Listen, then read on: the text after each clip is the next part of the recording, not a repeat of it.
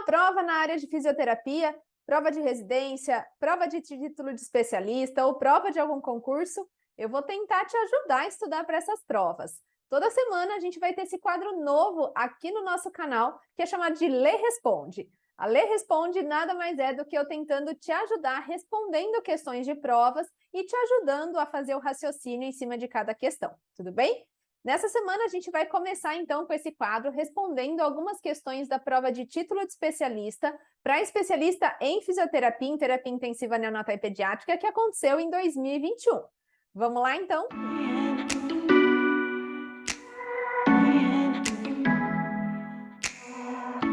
Eu sou Letícia Campos, sou fisioterapeuta e com esse novo quadro que a gente está começando aqui no canal do YouTube, eu quero tentar te ajudar a entender algumas questões de provas. Isso pode te ajudar tanto a prestar concursos, prestar prova de títulos, prestar provas de residência. A gente vai mesclar ao longo das semanas diferentes questões de diferentes provas aqui para ir te ajudando, tudo bem? Separei aqui, para a gente começar, duas questões da prova de títulos do ano passado, de 2021, para terapia intensiva neonatal e pediátrica. Uma das questões falava o seguinte, então, olha lá, sobre a síndrome de aspiração de mecônio, analise as assertivas a seguir. Vamos analisar juntos. Primeiro, a obstrução parcial de mecônio nas vias aéreas inferiores promove sistema valvular de aprisionamento aéreo, gerando áreas de hiperinsuflação intercaladas com área de atelectasia. Essa afirmação estava correta. Por que estava correta? Tem um vídeo aqui no canal que eu falo um pouco sobre a fisiopatologia da síndrome de aspiração de mecônio, mas é importante a gente lembrar que o mecônio, então, é uma secreção bastante espessa que pode estar, então, lá nas vias aéreas do recém-nascido que tinha líquido amniótico meconial. E essa secreção espessa, esse mecônio na via aérea, ele pode tanto gerar uma obstrução total da via aérea, e aí, obviamente, vai acontecer uma atelectasia, porque o ar não consegue entrar, como ele pode ter uma obstrução parcial, como a gente está vendo aqui. O que acontece? Por que é chamado de sistema valvular? O ar, ele entra, porque durante a inspiração, essa via aérea aumenta de tamanho, acompanha a caixa torácica. Porém, na hora de expirar, como tem uma obstrução parcial pela presença de mecônio, esse ar não consegue sair. Então, o ar entra, porém, ele tem dificuldade na saída, por conta dessa obstrução parcial. Por isso que a gente chama de sistema valvular. Entra, quando aumenta o tamanho da via aérea, mas ele não sai. Isso, então, gera áreas de hiperinsuflação. Nós vamos ter áreas de atelectasia quando tem obstrução total e áreas de obstrução parcial que vão cursar com hiperinsuflação, porque esse ar entrou, porém, esse alvéolo ele vai ficar hiperinsuflado porque esse ar não consegue sair por conta da presença do mecônio na via aérea, tudo bem? Então, essa primeira assertiva estava correta. Segunda afirmação aqui que eles colocam. Em alguns casos, a hipertensão pulmonar persistente neonatal pode estar presente e é causada pela vasoconstrição pulmonar secundária, a hipóxia e a inflamação ocasionada pela pneumonite química. Essa daqui também está correta. A hipertensão pulmonar persistente, ela pode ser primária, idiopática, sem um motivo aparente, ou ela pode ser secundária em algumas condições de saúde. Entre elas, a gente pode citar a síndrome de aspiração de mecônio. Então, vai ter todo um processo inflamatório, são pacientes que geralmente cursam com hipoxemia importante, e vamos lembrar que o oxigênio ele tem efeito vasodilatador. Então, se ele não fez essa vasodilatação, muito provavelmente vai acontecer uma vasoconstrição, né? Em consequência, a falta de oxigênio que está acontecendo ali no tecido pulmonar. Então, vai ter uma vasoconstrição e isso cursa, então, com uma hipertensão pulmonar persistente secundária à síndrome de aspiração de mecônio, tá? Então, essa afirmação também estava correta. Terceira, na sala de parto, o recém-nascido que apresenta líquido amniótico meconial encontra-se com o tônus muscular flácido e sem movimentos respiratórios regulares, deve ser levado à mesa de reanimação e a ventilação com pressão positiva, com oxigênio suplementar, deve ser realizada imediatamente após a aspiração das narinas e da boca. Essa afirmação está errada, é falsa. Por quê? Há algum tempo, as diretrizes de reanimação neonatal determinavam que, antes de mais nada, era feita a aspiração de vias aéreas quando o paciente tivesse, então, um líquido amniótico meconial. Porém, as diretrizes mais atuais, inclusive a que foi publicada agora em 2022, fala que a aspiração de vias aéreas só vai ser realizada se os passos iniciais da reanimação forem iniciados e não houver melhora do quadro do paciente, supostamente por obstrução de vias aéreas. Antigamente, era feita a aspiração antes mesmo de clampear o cordão umbilical. Quando houvesse o desprendimento do polo cefálico, já era feita a aspiração de vias aéreas, independentemente do paciente apresentar desconforto ou não. Atualmente, o que as diretrizes falam é que não deve ser realizada a aspiração somente se necessário, seguindo os passos da reanimação neonatal inicial, como dizem as diretrizes. Tudo bem? Bom, quarta afirmação. A pressão positiva contínua nas vias aéreas CPAP nasal não deve ser utilizada, pois aumenta o mecanismo de válvula e, consequentemente, a hiperinsuflação, levando ao aumento do trabalho respiratório. Essa afirmativa também está errada. O CPAP pode sim ser utilizado, é claro que a gente vai precisar tomar cuidado com as pressões que são realizadas e muitos pacientes precisam de suporte, né? Precisam de suporte ventilatório não invasivo ou até mesmo invasivo, mas independentemente se for não invasivo ou invasivo, a gente vai oferecer a PEP, vai oferecer uma pressão expiratória final. Então, cuidado com as pressões realizadas, mas o CPAP não é uma contraindicação absoluta. Então, veja só, a gente tinha a primeira e a segunda assertivas como corretas, quando ele pede para marcar a alternativa correta, apenas 1 e 2 estão corretas, a alternativa B era a alternativa certa. Tudo bem? Então, espero que você tenha entendido essa questão. Vamos para a próxima agora, e essa é uma que gerou bastante polêmica quando saiu, né, a divulgação do gabarito da prova, mas a gente vai discutir aqui o porquê que a gente considera, então, correta a alternativa que o gabarito mesmo colocou. Olha lá. Então, a questão falava que importantes interações entre recém-nascido e ventilador ocorrem durante o suporte ventilatório invasivo. A sincronia ventilatória pode provocar efeitos negativos como ineficiência na troca gasosa, aprisionamento aéreo, risco de síndromes de extravasamento de ar, hemorragia intracraniana e aumento do tempo de uso de suporte ventilatório invasivo.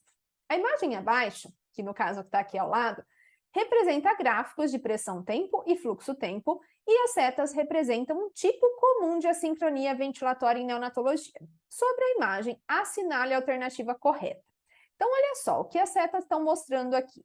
Essas setas mostram que o paciente está tentando fazer esforço, mas que o ventilador não está reconhecendo esse esforço do paciente. Por isso, então, que essa assincronia é o que a gente vai chamar de disparo ineficaz. A principal assincronia que acontece em neonatologia é justamente essa, porque muitas vezes a gente está ventilando neonatos prematuros, que têm uma baixa capacidade muscular de gerar força, de gerar pressão, e muitas vezes eles fazem esforços que não são identificados pelo ventilador. Isso gera, então, uma sincronia do tipo disparo ineficaz. A gente sempre vai ter que ajustar a sensibilidade do ventilador da melhor forma, tanto para não promover um disparo ineficaz, como também para não promover um autodisparo. O autodisparo seria o contrário. Qualquer esforço que não necessariamente é um esforço realizado pelo paciente é identificado como um possível esforço e o ventilador dispara, sem necessariamente o paciente estar querendo disparar, tudo bem? Então, nós temos tanto autodisparo como disparo ineficaz, quando a sensibilidade não é ajustada da forma correta, e a gente sempre vai tentar ajustar a melhor sensibilidade do ventilador para que não aconteça nenhuma das duas assincronias. Lembra que sempre que a gente tem uma sincronia ventilatória, a gente tem maior trabalho respiratório, maior esforço do paciente, maior tempo de ventilação mecânica, que é tudo que a gente não quer. A gente quer tirar esse paciente da ventilação o quanto antes, não é? Então, sempre a gente vai tentar minimizar essas assincronias entre o paciente e o ventilador. Aqui nessa imagem, então, a gente já identificou que é uma sincronia do tipo disparo ineficaz ou disparo falho, como ele também chama aqui. Então, a gente vai identificar aqui que são possíveis respostas, né, disparo ineficaz ou disparo falho, que ele chama, as alternativas B e a alternativa E. Mas, por que é uma e não a outra? Vamos entender aqui, então, qual que é a resposta correta. Nós temos duas formas de disparo, né, realizadas pelo paciente. É claro que a gente pode ter o disparo feito pelo próprio ventilador, quando o paciente não faz esforço. Tem um vídeo aqui no canal só falando sobre disparo. Mas, quando o paciente está fazendo esforço, ele pode tanto realizar esse disparo a fluxo como a pressão. E o mau ajuste da sensibilidade, então o ajuste incorreto, inadequado da sensibilidade, tanto a fluxo como a pressão, podem levar a esse disparo ineficaz. Quando a gente está falando de uma sensibilidade à pressão, significa que o ventilador vai identificar uma negativação da pressão e essa negativação da pressão, quando atinge a sensibilidade, vai ser interpretada como esforço do paciente e o ventilador vai disparar. Quando a gente inspira, quando a gente faz um esforço inspiratório, a pressão sempre vai ser negativa. Então, a sensibilidade à pressão tem um valor negativo e quanto mais negativo for esse valor, então quanto menor for esse valor, menos sensível está o ventilador. Se eu falar para o meu ventilador que o paciente tem que fazer um esforço de -0,5 ou um esforço de -1, aqui o ventilador está mais sensível, ou seja, o paciente tem que fazer menos esforço do que gerar uma pressão maior, fazer um esforço maior para gerar -1 de pressão, para então o ventilador perceber que ele está tentando disparar, tudo bem? Então, imagina que eu tenho aqui uma linha, né? E quanto mais próximo de zero, mais sensível está o ventilador. Se eu tenho aqui -1, -2, -3, aqui vai estar mais sensível do que aqui, tudo bem? O valor absoluto aumenta, mas lembra que por ser um valor negativo, ele vai ficando cada vez menor. Essa foi a grande confusão que foi criada nessa questão. Quando a gente está falando de uma sensibilidade a fluxo, o valor é positivo. Então, 1, 2, 3, 4 litros por minuto, quanto mais eu ficar longe de zero, quanto maior for o valor da sensibilidade a fluxo, mais difícil é do ventilador disparar. Então, lembra que quanto mais próximo de zero, mais fácil de fazer o disparo, mais sensível está o ventilador.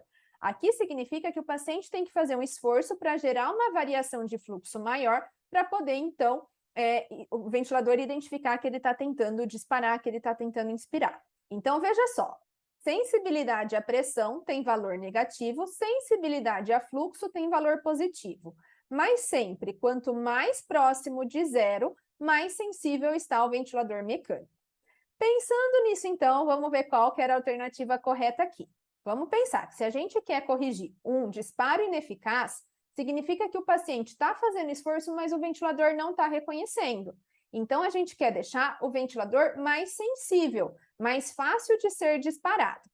Olha só as alternativas que poderiam estar corretas, então. As setas representam a sincronia de disparo. Opa, era B, aqui eu coloquei como a setinha no C, né? Apesar de ter grifado B. As setas representam a sincronia de disparo falho ou ineficaz e a correção seria reduzir a sensibilidade a fluxo.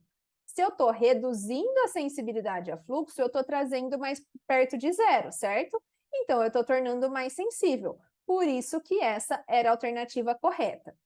Agora, olha a alternativa E, que também falava de disparo falho e ineficaz. Por que ela está errada?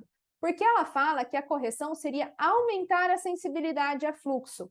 Se eu aumento a sensibilidade a fluxo, eu estou trazendo para mais longe do zero. Aumentar a sensibilidade aqui não quer dizer aumentar, deixar menos sensível, mas sim aumentar o número que a gente está oferecendo de sensibilidade. Por isso que gerou confusão. Se eu estivesse falando de uma sensibilidade à pressão, aumentar a sensibilidade, então trazer aqui mais próximo de zero, estaria correto, porque daí eu estaria deixando mais sensível. Mas, como é uma sensibilidade a fluxo, eu tenho que reduzir o valor para, assim, deixar mais próximo de zero e tornar esse ventilador mais sensível. Tudo bem? Eu sei que isso gera um pouquinho de confusão, mas sempre lembre-se que um tem valor negativo e o outro tem valor positivo, daí fica mais fácil da gente compreender. Tudo bem? Espero que eu tenha te ajudado com essas duas questões da prova de títulos. Na próxima semana eu trago mais questões para vocês. A gente se vê depois, então.